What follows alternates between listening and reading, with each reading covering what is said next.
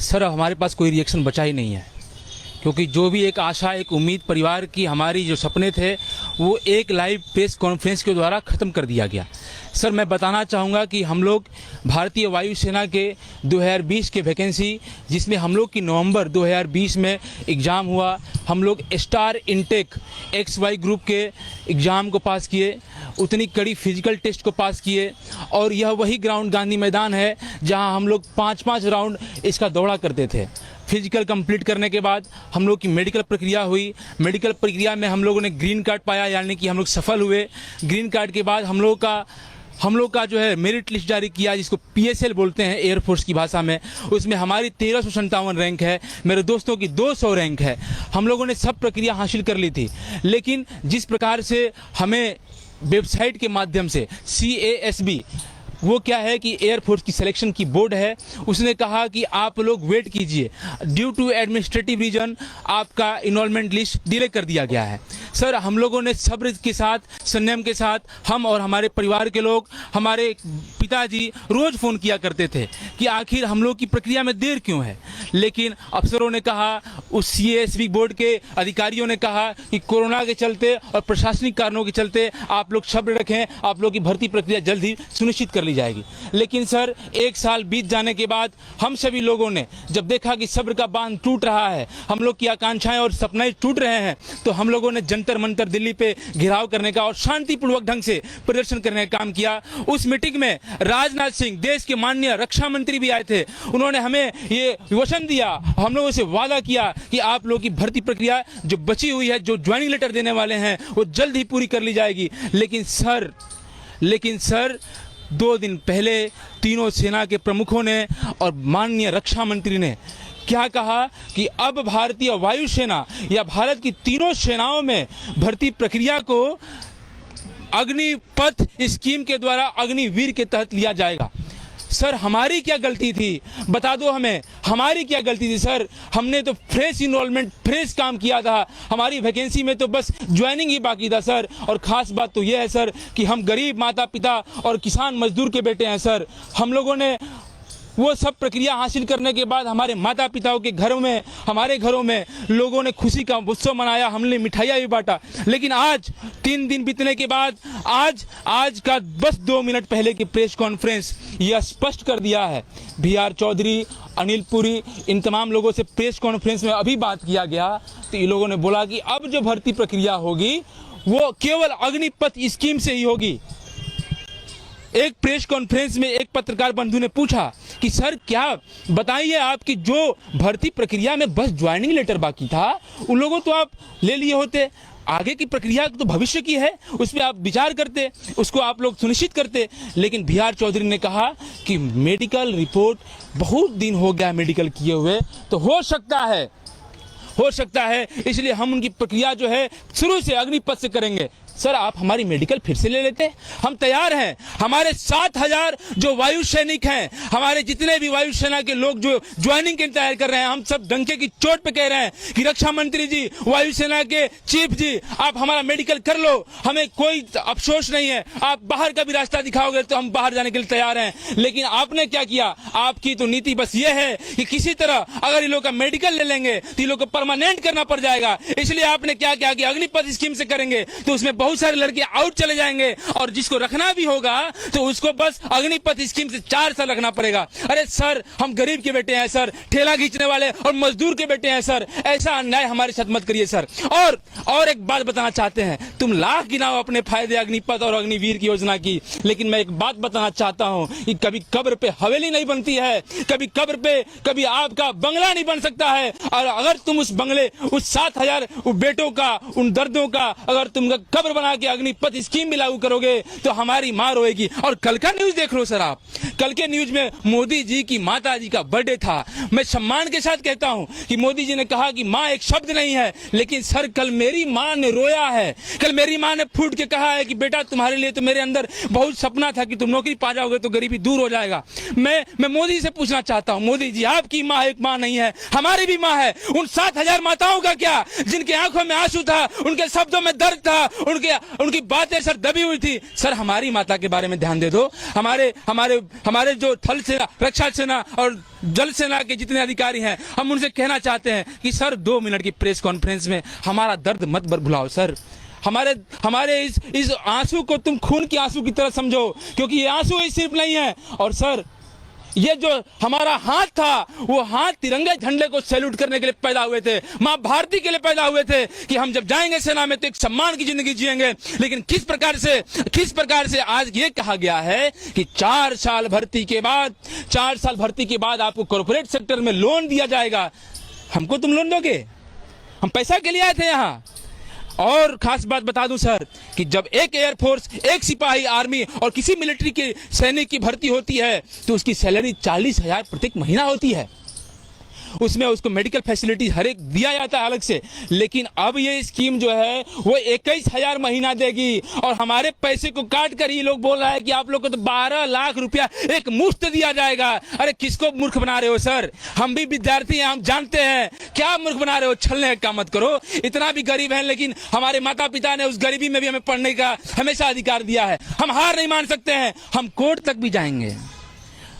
हम मानते हैं हम गरीब हैं, लेकिन हम इस लोकतंत्र को भरोसा करते हैं और लोकतंत्र में हम लोग जाएंगे और हमने कोर्ट का दरवाजा भी खटखटाएंगे। वो अलग बात है कि हम सफल होना हो, लेकिन अपनी उस माँ के आंसू को, अपने पिता के दर्द को कभी हम लोग हार नहीं मानने देंगे, चाहे इसके लिए हमारी जान क्यों नहीं चली जाए। और एक बात मोदी जी स्पष्ट कह देना चाहते हैं, एक बात कान खोल के सुन लीजिए बड़े सम्मान के साथ, कि हम कभी अडानी और अंबानी को उनके फैक्ट्री में जय हिंद नहीं कहने वाले हैं जो आप सोच रहे हैं। और 55 साल नौकरी करने के बाद सेना में आप उनको नौकरी क्या देते हो?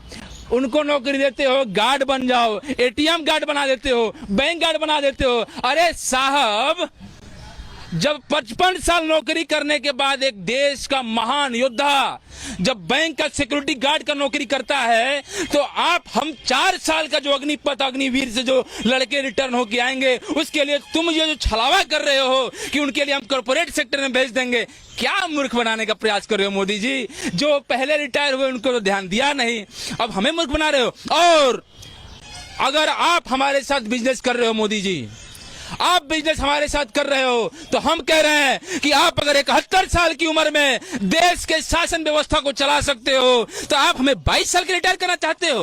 अरे हमारे शरीर में अभी भी वो युवा जोश है, वो लहर है, और ये बिहार की धरती है। और मैं संपूर्ण भारत के लोगों से कहना चाहता हूं कि बिहार और पूरे भारत के हिंदू मुसलमान मेरे भाइयों, एक बात कहना चाहता हूं कि आज देश की सेना पे जो चोट किया गया है, आज आप लोग, मैं विनम्र निवेदन करता हूं कि आज आप लोग साथ हो जाइए। अगर आज साथ आप लोग नहीं हुए तो आप लोग की आने वाली नस्लें पूछेंगी कि पिताजी जब देश की सेनाओं को प्राइवेट किया जा रहा था, जब देश के नौजवानों के साथ छला जा रहा था, तो आप लोग खड़े क्यों नहीं हुए? अरे हिंदू मुसलमान करके देश का बहुत सारी सरकारी संस्थाएं बेच दिया गया, हमारी क्या गलती थी सर?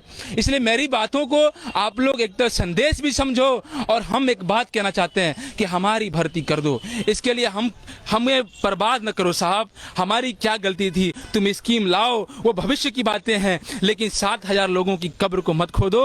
वो 7,000 लोगों की बददुआएं तुम्हें लगेंगी। और हम चाहते हैं कि हम देश के आन में देश के लिए अगर सर्वोच्च बलिदान भी देना होगा तो हम खड़े होंगे। सर्वोच्च बलिदान के लिए कभी देश के लोग कभी पैसे के लिए पीछे नहीं हटेंगे।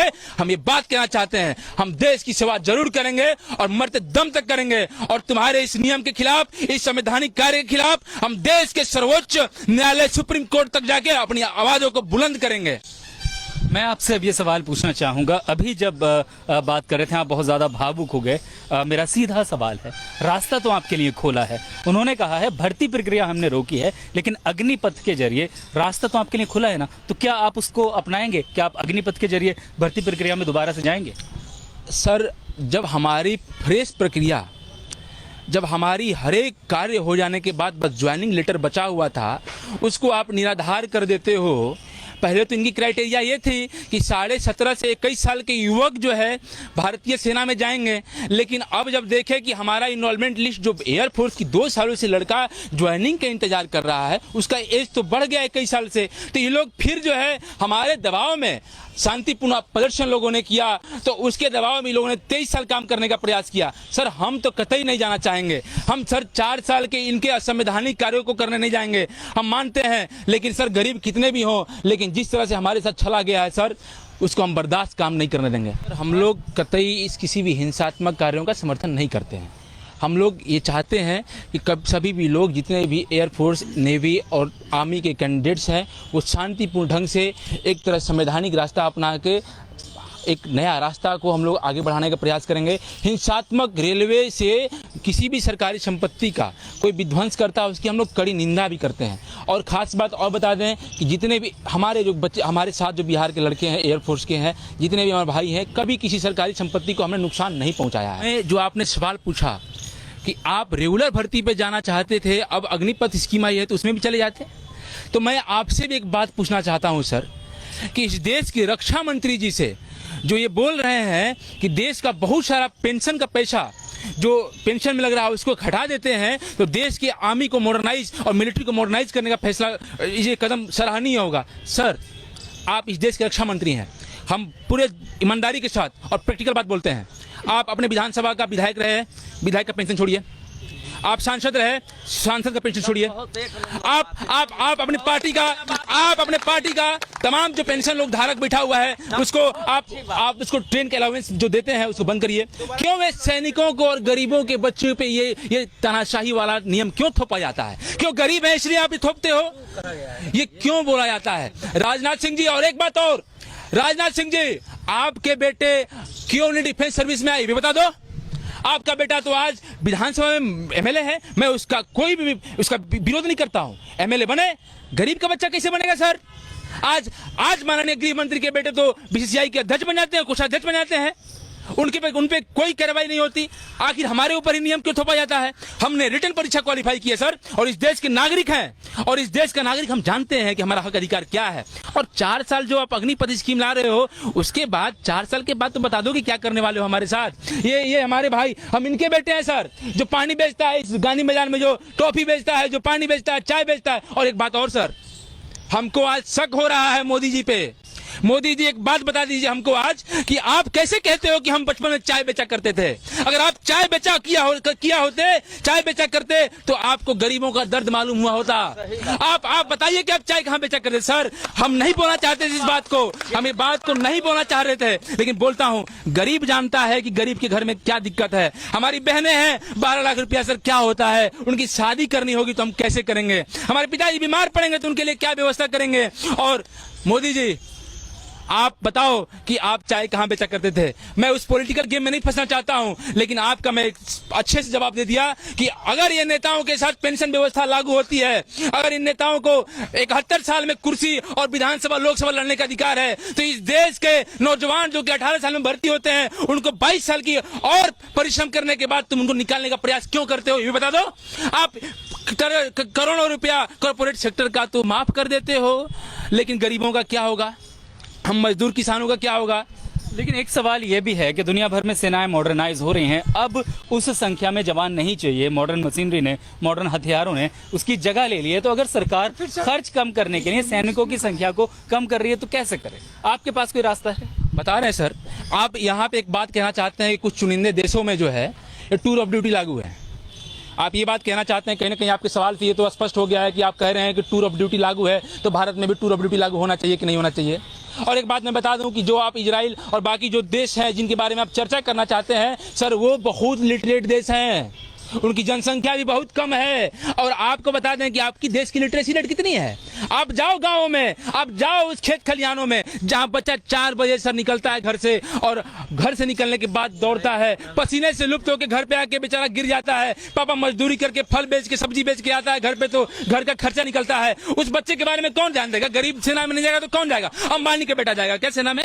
लेकिन जो ये सरकार का तर्क है कि हम बच्चे को उसके जीवन के उस दौर में जब उसे सबसे ज्यादा अनुशासन की ज़रूरत होती है हम उसे अनुशासित करेंगे, मिलिट्री सर्विस में मौका देंगे और उसके बाद एक मुश्त पैसा भी देंगे, तो बहुत से ऐसे बच्चे जो आज खाली बैठे हैं घरों में, बेरोजगार बैठे हैं, जो बहुत हाई एजुकेशन नहीं ले पाए हैं, क्या उनके लिए ये अग्निपथ बहुत अच्छा सम्मानजनक तरीके से एक रोजगार पाने का या देश की सेवा करने का मौका नहीं होगा? बहुत बहुत आपका ये जो सवाल है बहुत कीमती है, और उस कीमती सवाल का जवाब भी हम कीमती से देना चाहेंगे। आप तब ये भी बता दो कि जब आप अग्निपथ स्कीम के बारे में इतना बढ़ा चढ़ा के बोल रहे हो, तो आप क्यों कब्र खोने हमारी? आप 7,000 बच्चों का क्यों बर्बाद जिंदगी किया? क्या हम लोग युवा नहीं थे? जब हम मेडिकल पास किए तो हम लोग की उम्र केवल 18 साल थी।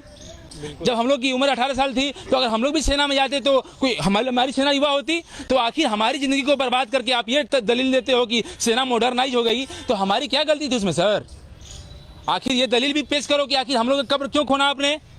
इसके बाद आप अग्निपथ और अग्निवीर की स्कीम के बारे में बात करते हैं। हम लोग की जो कहा गया है कि अग्निवीर में फिर से न्यू रिक्रूटमेंट होगी, फिर से फेज 1 की परीक्षाएं होंगी, जो प्रक्रियाएं फिर से करना पड़ेगा सर, उसकी हम लोग प्रक्रिया में फिर शामिल नहीं होना चाहते हैं। अगर ये अग्निपथ और अग्निवीर में करेंगे तो यानी आपको 4 साल की नौकरी मिलेगी तो आप करने को तैयार हैं? एकदम सर बोल रहे हैं कि आप एक बात बताइए कि जिसके पास कपड़ा नहीं है पहनने को, जिसके पास 2 वक्त की रोटी नहीं है खाने को, सर हम देखिए बाध्य हैं। आप फिर से हम रिपीट करना चाहते हैं इस बात को? हम ही नहीं, अगर इस नौकरी को हम छोड़ भी देते हैं तो बहुत सारे इस देश के गरीब के बच्चे जाएंगे।